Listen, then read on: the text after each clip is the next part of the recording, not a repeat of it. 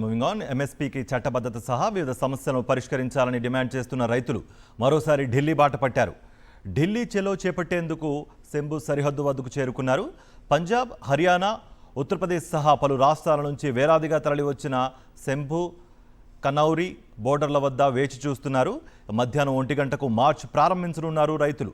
రైతు ఆందోళన నేపథ్యంలో పోలీసులు అప్రమత్తమయ్యారు. సరిహద్దుల్లో భారీగా బలగాలను మోహరించారు. ఎక్కడికక్కడ బ్యారికేడ్లను ఏర్పాటు చేశారు.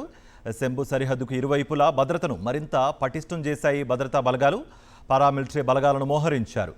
రైతు నిరసన, పోలీసుల మోహరింపుతో ఢిల్లీ సరిహద్దుల్లో భారీగా ట్రాఫిక్ నిలిచిపోయింది.